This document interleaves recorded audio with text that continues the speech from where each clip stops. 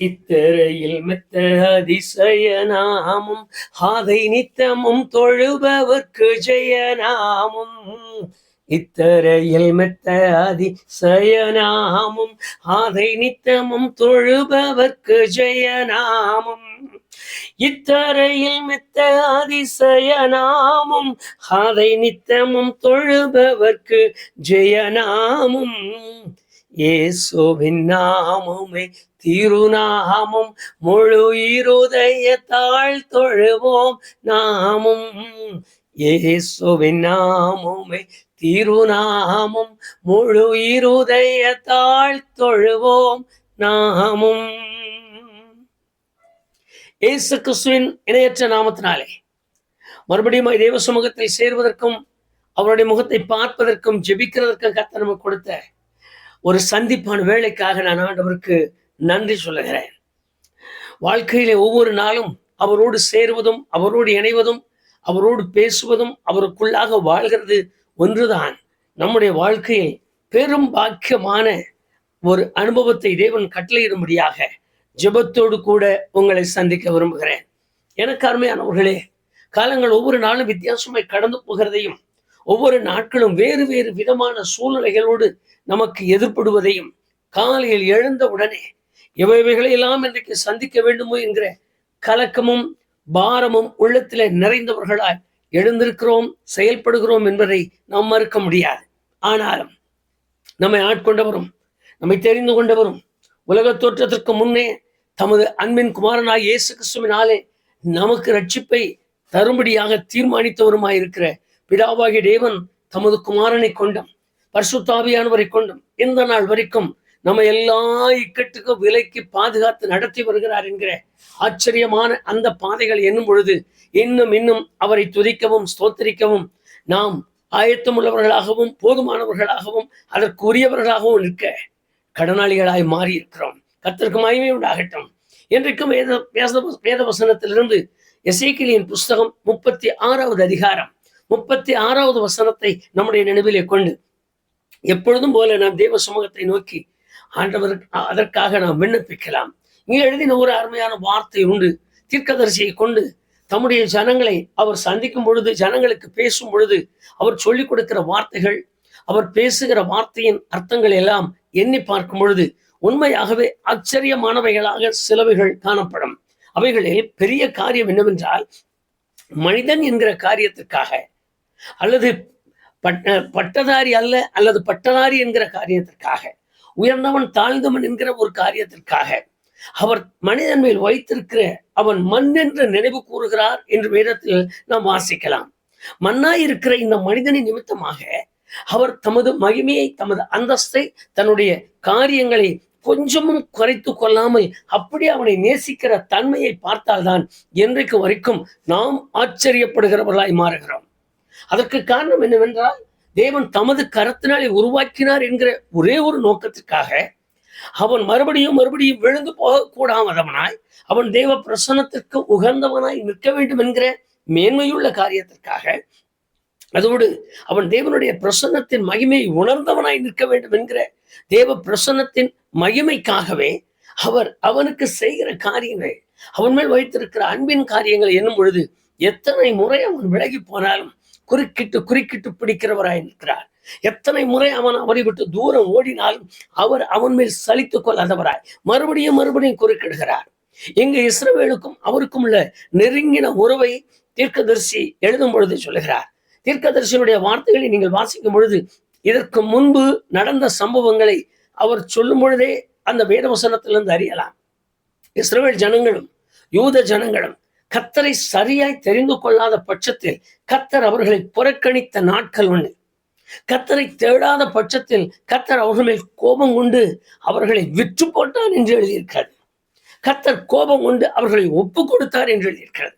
மிகவும் நெருக்கப்படும்படியாக, உடைக்கப்படும்படியாக, நொறுக்கப்படும்படியாக, சிறைச்சாலைக்கும் அடிமைத்தன வேலைகளுக்கும் சிதறடிக்கப்படுதலுக்கும், தாய் ஒரு புறத்தில், மகன் ஒரு புறத்தில், பிள்ளைகள் ஒரு புறத்தில் அங்கங்கே சிதறி போகிற அளவிற்கு தேவன் அவர்களை தூற்றிவிட்டார். தேவன் அவர்களை கோபம் கொண்டு தண்டிக்க தொடங்கினார். ஆனால் அவருடைய உருக்கமான இரக்கம் முற்றிலும் அழித்துவிட விரும்பாமல் திரும்ப திரும்ப தன்னோடு சேர்த்து கொள்ள வேண்டும் என்கிற அந்த ஆழ்ந்த உணர்வோடு கூட அவர்களை அள்ளி அணைக்கிற சம்பவங்களையும் நாம் வேதத்திலே வாசிக்கலாம்.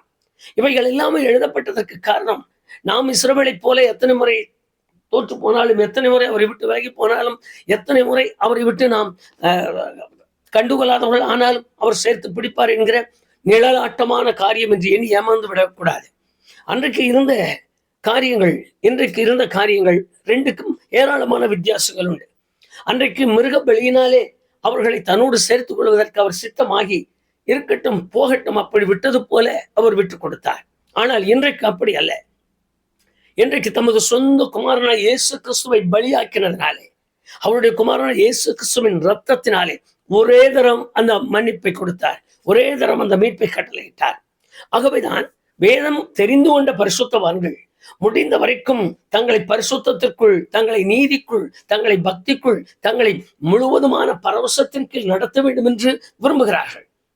இதையும் சாதகப்படுத்திதான் சிலர், அதுக்கு என்ன பரவாயில்ல, அவர் 7 வரை மன்னிக்க சொல்லியிருக்கிறார், அதுல ஒரு உபதேசம் தானே பண்ணினார், அதை போலதான் இதுவும் இப்படியெல்லாம் சொல்லி நம்முடைய பரிசுத்தத்தின் காரியங்களை எல்லாம் சீர்குலைக்கிறதற்கென்றே சில ஆவிகள் புறப்பட்டு வந்ததால் இந்த ஆவிகளின் உபதேசங்களும் இன்றைக்கு பரவலாக நிற்கிறதை நாம் பார்க்கலாம்.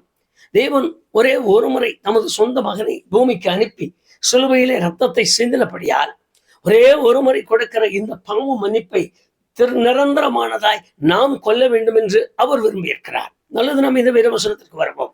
இங்க எழுதின அந்த வார்த்தையை கவனித்து பாருங்கள்.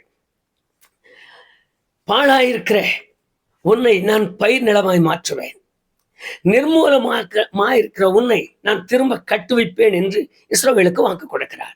அந்த வேத வசனத்தை நீங்கள் வாசிக்கும் பொழுது, பாழாய் போயிருக்கிற உன்னை நான் திரும்ப கட்டுவேன், நிர்மூலமாகி இருக்கிற உன்னை நான் மறுபடியும் கட்டி மறுபடியும் உன்னை பழைய நிலைக்கு கொண்டு வருகிறேன். அந்த வேத வசனத்தின் முன்பகுதியும் பின்பகுதியும் அப்படியே வாசித்து பாருங்கள். நிர்மூலமாக்கப்பட்டிருக்கிற உன்னை நான் கட்டு வைப்பேன், பாழான உன்னை நான் மறுபடியும் பயிர் நிலமாக்குவேன். இந்த வாக்கு தத்தத்தை இஸ்ரவேலருக்கு சொல்லி அவர்களை ஆறுதல் படுத்துகிறார், அவர்களை தேற்றுகிறார், அவர்கள் மேல் அன்பு வைத்தவராய் அவர்களை அணைத்துக் கொள்கிறார். இன்றைக்கு இருக்கிற ஒரு சூழ்நிலை நாம் எண்ணி பார்க்கும் பொழுது இந்த வேத வசனங்கள் ஒவ்வொரு எழுத்தின் வார்த்தை, எழுத்தின் உறுப்பு கூட நமக்கு பொருந்தக்கூடியதாகத்தான் இருக்கிறது என்பதை நாம் அறிவோம். வாய்மையே, நான் ஆண்டவரை கண்டுகொண்ட பின்பு ஆண்டவரை அறியாத காலத்தில் எப்படியோ வாழ்ந்தோம். அது நமக்கு தீங்கு தெரியாமல் இருந்தது, உபத்திரவம் தெரியாமல் இருந்தது, அது நமக்கு பாம்பும் தெரியாமல் இருந்தது, அது நமக்கு ஒரு நோய் கொடுமை என்னதென்று காண்பிக்க கூடாததா இருந்தது. அது அது போல நாம் பழகினோம், ஓடினோம். இன்றைக்கு அப்படி அல்ல.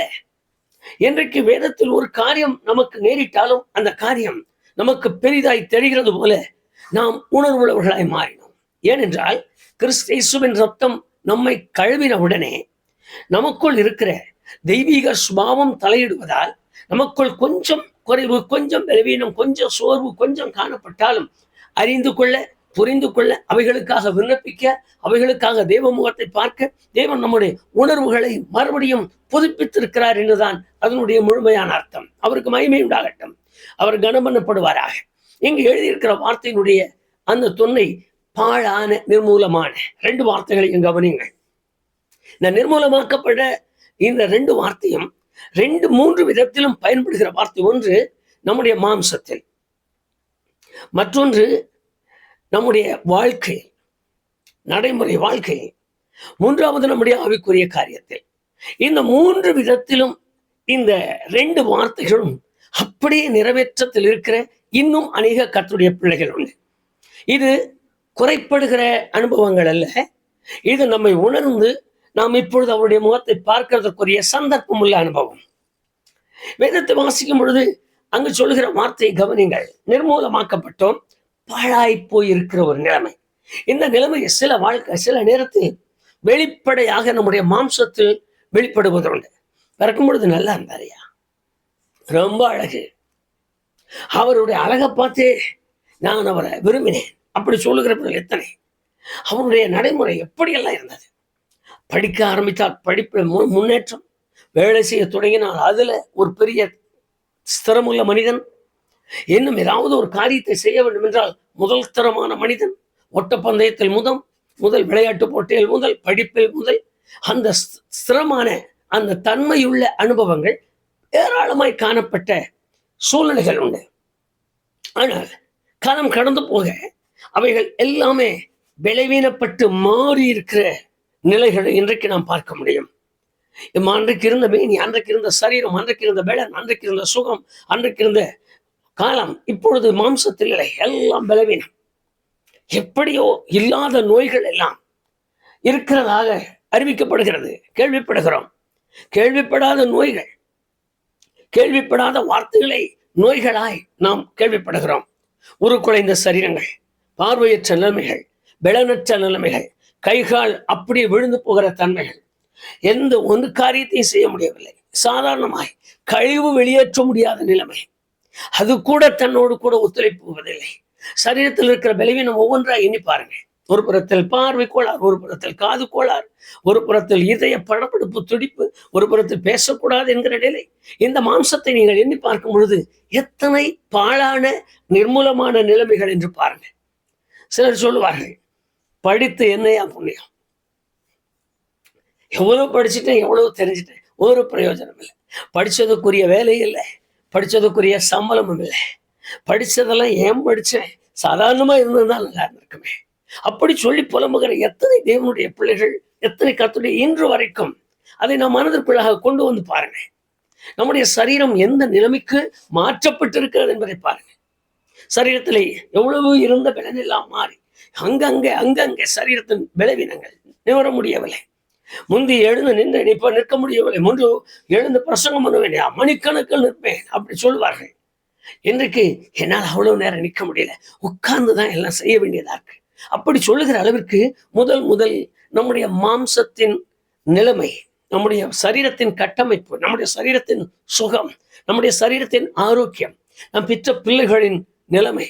நானும் நல்லா இருக்கேன், என் மனைவி நல்லா இருக்காங்க, ஆனா எனக்கு பிறந்த பிள்ளையோ இப்படி இருக்கு, இப்படி எல்லாம் சொல்லி எவ்வளவு அங்கலாய்க்கிறோம். இந்த நிலைமைகளை ஒரே ஒரு நிமிஷம் நாம் எண்ணி பார்ப்போமானால் இந்த வார்த்தையும் எவ்வளவு பொருந்துகிறது என்று பாருங்கள். நான் நிர்மூலமாக்கப்பட்டிருக்கிறேன், நான் நிர்மூலமான ஒரு நிலையில் நிற்கிறேன். இப்பொழுது என் மாம்சத்தில் எந்த பலன் செய்ய முடியும், என் மாம்சத்தை கொண்டு நான் எதற்கும் பயன்படுவதில்லை. ஏதோ வீட்டோட உட்கார்ந்துருக்கேன், அப்படியே நிற்கிறேன், அப்படியே போறேன், அப்படியே வர்றேன். எங்க வீட்டுல ஏதாவது கொடுத்தாங்கன்னா சாப்பிடுவேன், நான் படுத்திருக்கிறேன். நான் இருந்து பிரயோஜனம் ஒன்றும் இல்லை. நான் இல்லாமல் இருந்தால் கூட பிள்ளைகளுக்கு உபத்திரவம் இல்லாமல் இருக்குமே. இன்றைக்கு எத்தனை பெரியவர்கள், எத்தனை முதியவர்கள் கண் கலங்கி நிற்கிறோம். பாழான நிலைமைகளை, பாழான சூழ்நிலை. வேதத்தை வாசித்து பாருங்கள். ஏசாயா தீர்க்கதரிசன புஸ்தகம் 66வது அதிகாரம் 11வது வசனத்தில் எங்களுக்கு வலை விரித்தீர், அந்த வார்த்தை ரொம்ப விசேஷமா இருக்கும். 12வது வசனத்தை வாசித்து பாருங்கள். மனுஷரை எங்கள் தலையின் மேல் ஏறி போக பண்ணியிருக்கிறேன், எங்கள் இடுப்புகளின் மேல் பாரமான சுமையை சுமத்தினார்கள். என் மாம்சத்தில் நான் கொண்டிருக்கிற வேதனை இன்னதென்று சொல்லுவதற்கில்லாத ஒரு நிலை. அதை நான் சங்கீதத்தில் தாவீது எழுதினார். சங்கீதம் 11:3 வாசித்து பாருங்கள். அஸ்திபாரங்களும் நிர்மூலமாகிறதே, நீதிமான் என்ன செய்வான்? அஸ்திபாரங்களும், பலமுள்ள அஸ்திபாரங்கள் எல்லாம் நிர்மூலமாக இருக்கும் பொழுது நீதிமானாகிய மனிதன் என்ன செய்ய முடியும் என்று கதறுகிறார். ஒன்று நம்முடைய சரீரம், மற்றொன்று நம்முடைய வாழ்க்கையின் பாழான நிர்மூலமான நிலைமைகளை மனதில் கொண்டு வாருங்கள். எவ்வளவோ வாழ வேண்டும் என்று எண்ணினேன், நிற்க வேண்டும் என்று எண்ணினேன், இப்படியெல்லாம் வீட்டை ஒன்று வாங்கினையா, அதை வாங்கி கட்டணும்னு ஆசைப்பட்டேன், வாங்கினதுக்கு மேல செலவு, அதையே வாங்கினேன் ஆச்சு, இடத்த வாங்கி போட்டேன் கட்ட வழியில. இப்படி எல்லாம் சொல்லுகிற காரியங்கள் எல்லாம் ஒவ்வொரு முறையா நாம் உட்கார்ந்து சிந்தியுங்கள். இந்த இடத்துல எனக்கு கிடைச்சிருந்தா நல்லா இருக்கும், இந்த மாதிரி இருந்திருந்தா நலமாயிருக்கும். ஆனால் அவைகள் எல்லாம் இப்பொழுது ஒன்றும் இல்லை. நான் விரும்பினது எதுவுமே எனக்கு நடக்கல. வாழ்க்கையில் நிர்மூலமான ஒரு நிலைமை. எங்கிருந்து அங்கு போனால் நலமாயிருக்கும் என்று எண்ணி அங்கு குடிப்பனேன், அந்த இடத்துல இருந்து இன்னொரு இடத்திற்கு மாறி போனால் நலமாயிருக்கும் என்று அங்கு குடிப்போனேன். போகிற இடத்திலெல்லாம் மனவேதனைகள், மன சஞ்சலம், வாழ்க்கை முழுவதும் நிர்மூலமாகிற நிலைமை, வாழ்க்கை முழுவதும் பாழாய் போயிருக்கிற நிலைமை. அதற்கு மேல் நாம் இதை விவரமாய் நாம் சொல்ல வேண்டியதில்லை. நம்முடைய காரியம் நமக்கே தெரியும். நம்முடைய குடும்ப அனுபவங்கள் நமக்கே தெரியும். திருமணமான பின்பாகிலும் சுகமாய் இருக்கலாம், வேறு விதமாய் இருக்கலாம் என்று திருமணம் நடந்தது. அது இப்படி மாறி இருக்கிறது. இந்த குழந்தை பிறந்தால் இப்படி ஆகும் என்று எண்ணினேன். பிறந்த பின்பு இப்படிப்பட்ட ஒரு பிரிவு எங்களுக்குள்ளே. இப்படி தனித்தனியாக ஒவ்வொரு காரியங்களையும் யோசிக்க என்ன தொடங்கினால் நாம் எண்ணிக்கொண்டே போகலாம். ஆனால் இங்கு வேதத்தில் எழுதியிருக்கிறது, வாக்கு தத்தம் இஸ்ரவேலனுக்கு ஒன்று நமக்கு ஒன்று அல்ல, அவருக்கு கொடுத்த அதே வாக்கு தத்தத்தை தேவன் நமக்கு கொடுக்கிறார். நிர்மூலமாக்கப்பட்ட நிலையிலும் பாழான நிலையிலும் இருக்கிற உன்னை கட்டுவித்து பயிர் நிலமாக்குவேன் என்றார். வேதத்தை நாம் இன்னும் ஒரு முறை அந்த நிலைமைகளையே நமக்குள்ளாக எண்ணுவோம். இது மாம்சத்திலும் நம்முடைய நடைமுறையில் மாத்திரம் இந்த நிர்மூலமும் இந்த பாழும் இல்லை. நம்முடைய ஆவிக்குரிய நிலையிலும் இன்றைக்கு அநேக கர்த்தருடைய பிள்ளைகளின் வாழ்க்கையில் இந்த நிர்மூலமான அநேக காரியங்கள் உண்டு. ரட்சிக்கப்படும் பொழுது அவர்கள் வேதத்தை கையில் எடுத்திருப்பார்கள். வேதத்தை கையில் எடுத்து தினமும் வாசிக்காமல் வெளியே போக மாட்டாங்க. ஒவ்வொரு நாளும் காலையில எழுந்து ரொம்ப நேரம் ஜெபிப்பார்கள். குடும்பமாக சேர்ந்து ஜெபிப்பார்கள். இரவு நேரத்தில் உட்கார்ந்து ஜெபம் பண்ணுவார்கள். ஆண்டவர் நான் எங்களுக்கு எப்படி. ஞாயிற்றுக்கிழமை பார்த்தால் சாட்சியில் எழுந்து நிற்பார்கள். ஏதோ ஒரு காரியத்தை சொல்லாமல் இருக்கவே மாட்டார்கள். ஆண்டவர் எனக்கு அதை செய்தார். வெளியே போவார்கள். நான் சத்தமிட்டால் நலமாயிருக்கும், நான் இயேசுவை பேசினால் நலமாயிருக்கும், நான் இயேசுவை சொன்னால் நலமாயிருக்கும். அப்படியெல்லாம் தன் உள்ளத்திலே ஒரு பெரிய எழுப்புதலின் ஆவியோடு கூட நடந்த எத்தனையோ பேர், எவ்வளவோ நாட்கள் இருந்தது. ஆனால் கொஞ்ச நேரம் இந்த வேத வசனத்தை நினைவு பாருங்கள். இன்றைக்கு சகலமும் நிர்மூலமானது. வேதம் எங்க இருக்குன்னு தெரியாது. ஆராதனைக்கு நான் எந்த ஆலயத்துக்கு போகிறேன் என்று தெரியாது. இந்த வாரம் ஒரு பக்கம், அடுத்த வாரம் ஒரு பக்கம், அதுக்கு அடுத்தது ஒரு பக்கம். நான் எங்க என்ன நிலையில இருக்கிறேன்னு தெரியல. என் ஆவிக்குரிய நிலைமையும் நிர்மூலமாக்கப்பட்ட ஒரு நிலையை போல. இன்னும் சுருக்கமா அந்த பாழானதை எண்ணி பாருங்க. எவ்வளவா நான் ஆண்டவரோடு நெருங்கி பழகினேன், எவ்வளவா நான் பரிசுத்தமாய் வாழ்ந்தேன். நான் மதுபானத்தை தொட்டதில்லை. எனக்கு நாகரிக வசதிகள் என்னன்னே தெரியாது. நான் அப்படியெல்லாம் வாழ்ந்திருக்கிறேன். ஆனால் இப்போ நான் என்ன எண்ணி பார்க்கிறேன். அப்படி எண்ணி பாருங்க. இதற்கு முன்பு நான் இந்த பழக்கத்துக்கு வந்ததில்லை. இப்பதான் எனக்கு காரணம். அப்படி குரல இந்த குரான அதெல்லாம் நினைக்க சரி, இது கொஞ்சம் தொட்டேன், வந்தேன், நான் பழகிட்டேன். என் ஆவிக்குரிய வாழ்க்கை முழுவதும் பாழான நிலைமையில் காணப்படுகிற எத்தனையோ தேவ ஜனங்கள், எத்தனையோ தேவனுடைய பிள்ளைகள், என்னை கேட்டுக்கொண்டிருக்கிற என் அன்பு சகோதர சகோதரி, என் அருமையானவர்களே, வாழ்க்கையில் 3 விதத்தில் இந்த நிர்மூலமும் இந்த பாழான நிலை என்பது நம்மை முற்றிலுமாய் தேவ சமூகத்திலிருந்து பிரித்து நாசபுரியாகிய நரகத்திற்கு கொண்டு போகிற ஒரு நிலைமைக்குத்தான் நடத்தி கொண்டு போகுமே தவிர வேறு ஒரு காரியத்தையும் இதுவரைக்கும் நாம் பெற்றுக்கொள்ளத்தக்கதான பாக்கியசாலிகளாய் நாம் மாறவில்லை. காரணம், என்னுடைய இதற்கு முன்பு ஒரு முறை சுகமுள்ளவனாய் இருந்தேன். இப்ப என் சரீரத்தின்படி அல்லது என்னுடைய சரீர காரியங்களின்படி நான் விளைவினும் நிர்மூலமாகி இருக்கிறேன். மற்றொன்று, என்னுடைய வாழ்க்கையே நிர்மூலமும் பாலுமாகிவிட்டது. நான் நினைத்தது போல, நான் வாழ்ந்தது போல, நான் பேசினது போல, நான் யோசித்தது போல ஒன்றை எனக்கு அமையாததா, சாவு ஒன்றை தவிர வேறொன்றை எனக்கு அமைத்துக் கொள்வதற்கு ஆதாரங்கள் இல்லாமல் போனது. 3வது, என்னுடைய ஆவிக்குரிய நிலைமையில் நான் கர்த்தருக்கென்று, கர்த்தருடைய நாமத்தின் மகிமைக்கென்று, சாட்சியின் ஜீவியத்திற்கென்று, பரிசுத்தத்திற்கென்று, தெய்வ ராஜ்யத்தின் மேன்மைக்காக வாழ்ந்த வாழ்க்கையில் எல்லாம் தோல்வியானே. இப்ப என்னால் ஜெபிக்க முடியல. இப்ப என்னால் வேதத்தை கையில் எடுக்க முடியல. இப்ப என்னால் ஆண்டவருடைய சமூகத்தில் நெருங்க முடியல. நான் நெருங்கும் பொழுதெல்லாம் பேசுவாரான்னு பார்க்கிறேன். நான் நெருங்கும் பொழுதெல்லாம் எனக்கு அபிஷேகமாயின்னு பார்க்கிறேன். நான் நெருங்கும் பொழுதெல்லாம் எனக்கு ஞானஸ்நானமாயின்னு பார்க்கிறேன். நான் இப்படியே பார்த்து கொண்டு போகிறேனே தவிர என்னால் முந்தி போல அவரிடத்தில் பழக்கம் வைக்க முடியவில்லை. நான் நிர்மூலமாகி பாழாய் போயிருக்கிறேன். இதுதான் இதனுடைய வார்த்தையினுடைய முழுமை. நல்லது.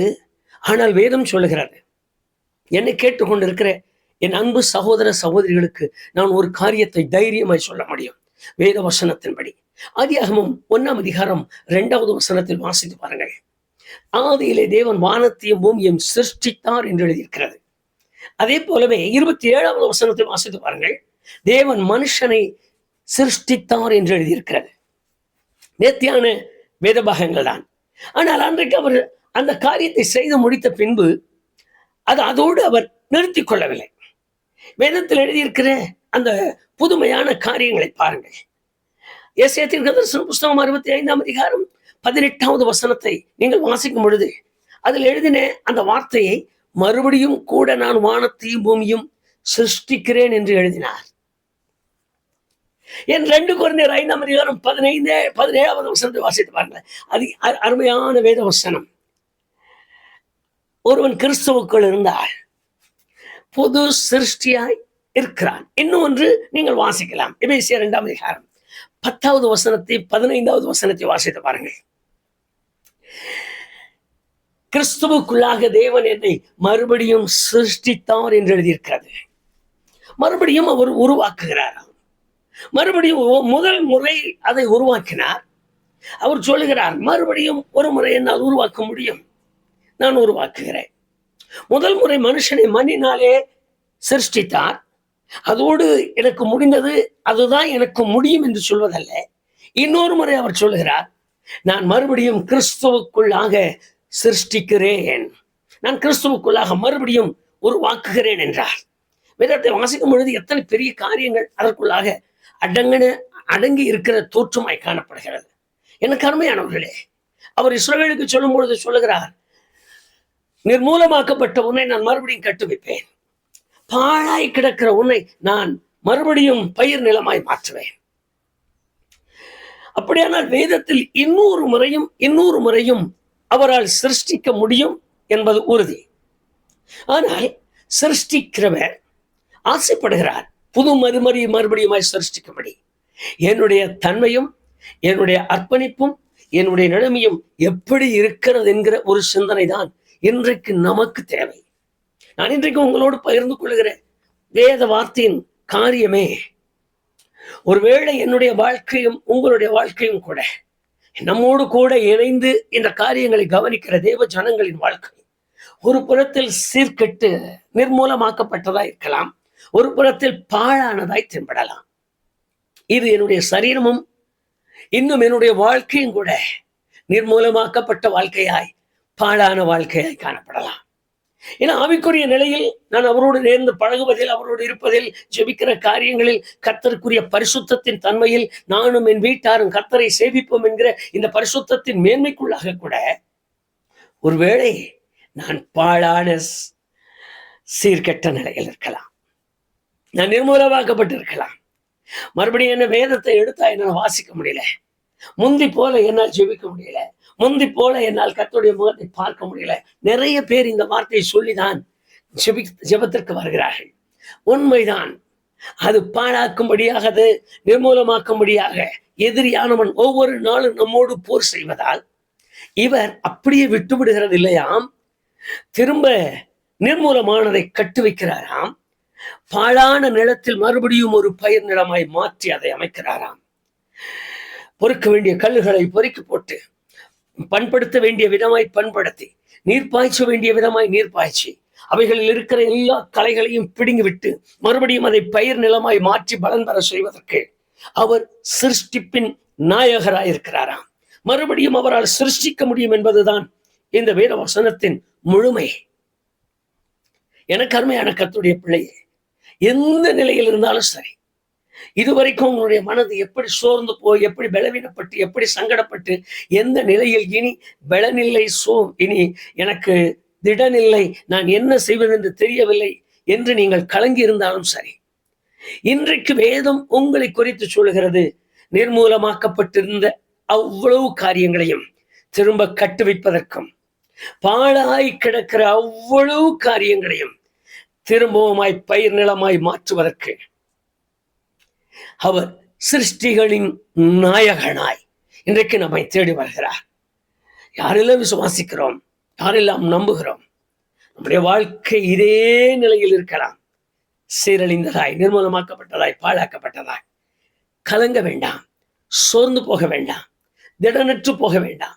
யாரோ சொல்லிவிட்டார்கள், யாரோ பேசிவிட்டார்கள், ஏதோ ஒரு பஞ்சாங்கம் எனக்கு வந்து விட்டது, ஏதோ என் பிறந்த நாளை இப்படி குறித்து சொல்லிவிட்டார்கள், ஏதோ இந்த குழந்தை பிறந்ததின் காரியமா இப்படி பேசிவிட்டார்கள். சோர்ந்து போக வேண்டாம். மறுபடியும் புதுமையாக்க, மறுபடியும் புதுப்பிக்க, மறுபடியும் என் பழைய நிலைமைக்கு என்னை கொண்டு வந்து நிறுத்த அவருக்கு முடியும். ஆனால் ஒன்று, நான் மறுபடியும் நிர்மூலமாக்கப்படும்படியான நிலைமைக்கு போக மாட்டேன் என்கிற ஒரு உறுதி நம்முடைய உள்ளத்தில் இருக்குமானால், மறுபடியும் அவர் பாலாய்க்கு விடுவதற்குரிய நிலைமைக்கு நான் என்னை தள்ளிவிட மாட்டேன். நான் இனி ஜாக்கிரதையாய் அவர் கரங்களை பிடிக்கிறேன் என்கிற ஒரு நிலையான உறுதி நமக்குள் இருக்குமானால், அன்றைக்கு இஸ்ரவேலுக்கு சொன்ன இந்த வார்த்தையை எசேக்கியேலின் புஸ்தகம் 36வது அதிகாரம் 36வது வசனத்தின் இந்த பகுதியை என்னோடு கூட இணைந்து நிற்கிற உங்கள் வாழ்க்கையிலும், ஒவ்வொருவர் தனிப்பட்ட நிலையிலும், ஒவ்வொருவர் தனிப்பட்ட வாழ்க்கையிலும், ஒவ்வொருவர் தனிப்பட்ட சூழ்நிலையிலும் அவர் இந்த மகாபெரிய கிருபையை செய்ய வல்லமையுள்ளவராயிருக்கிறார். மறுபடியும் அவர் சிருஷ்டிக்க முடியும் என்கிற ஒரு உணர்வுக்கு உங்களை விட்டுக் கொடுங்கள். வேதமே அப்படி சொல்லுகிறது. நான் உன்னை மறுபடியும் புதிய சிருஷ்டிக்கிறேன், கூர்மையும் பற்களும் யந்திரமாக்குகிறேன் என்றார். ஒரு புதிய வனைவுக்கு, ஒரு புதிய மகிமைக்கு, ஒரு புதிய வல்லமைக்கு, ஒரு புதிய பெலனால் சிருஷ்டிக்க முடியுமா? மண்ணினாலே சிருஷ்டித்தவர், மாம்சமாக்கினவர், மாம்சத்தை அப்படியே விட்டு விடாமல் மறுபடியும் ஒரு சிருஷ்டிப்புக்குள்ளாக்கி இருக்கிறார். நீங்க வாசித்த அந்த வேத வசனத்திற்கு வந்து பாருங்கள். எபேசியர் 2ஆம் அதிகாரம் 10வது வசனம், 15வது வசனம், அதற்கு முன்பு கொரிந்தியர் புஸ்தகத்தெல்லாம் வாசித்தவைகளை எல்லாம் நினைத்து பாருங்கள். மாம்சத்தில் தான் படைத்தார். ஆனால் கிறிஸ்துவுக்குள் மறுபடியும் வித்தியாசமான முறையில் சிருஷ்டிக்கப்பட்டு அவருக்குள்ளாக வளர்ந்து இருக்கிறவர்களாய் மாற்றுகிறாராம். அப்படிப்பட்ட ஒரு நிலையில் இன்றைக்கு கூட நம்முடைய கண்களை மூடி, ஆண்டவரே, இந்த சிருஷ்டிப்பின் வல்லமைக்குள்ளாய் என்னை மாற்றி எனக்குள் நிர்மூலமாக்கப்பட்டிருக்கிற எல்லா காரியங்களையும் சொல்லுங்க. எனக்குள் நிர்மூலமாக்கப்பட்டிருக்கிறது எல்லாம், என் மாம்சத்தில் பாழாய் காணப்படுகிறது எல்லாம், என் குடும்ப வாழ்க்கையில் நிர்மூலமாக்கப்பட்டு பாழாய் நிற்கிறது எல்லாம், என் பிள்ளைகளின் வாழ்க்கையில் நிர்மூலமாக்கப்பட்டு பாழாய் நிற்கிறது எல்லாம், என்னுடைய வாழ்க்கை, என்னுடைய சூழ்நிலையில், என்னுடைய மாம்சத்தின் சரீரத்தின் பலவீனத்தில், என்னுடைய வாழ்க்கையின் ஒவ்வொரு நாளிலும், ஒவ்வொரு சூழ்நிலைகளிலும் எதெல்லாம் நிர்மூலமாக்கப்பட்டு பாழாய் போயிருக்கிறதோ, ஆண்டவரே, நீர் சொன்ன வார்த்தையின்படி திரும்ப கட்டுவித்து எங்களை பயிர் நிலமாய் மாற்றித்தார். நாங்கள் உம்மை விட்டு விலகவும் மாட்டோம், உம்மை நாங்கள் மறந்து போக மாட்டோம், உம்மோடு கூட இருப்போம் என்று சொல்லி ஒரு ஒப்பந்தத்தோடு கூட அவரிடத்தில் இன்றைக்கு நாம் ஒரு பிரதிக்கனை செய்வோமா? கண்களை மூடுவோம். சர்வ பூமிக்கும் ஆண்டவராயிருக்கிற எங்கள் தேவனாய் கர்த்தாவே, வேதத்தை திறந்து வாசித்தோம். நல்ல வார்த்தை என்று நாங்கள் சொல்லுகிறது போல ஒரு அருமையான வேத வாக்குத்தத்தம் உள்ள வார்த்தையை நாங்கள் கவனித்தோம்.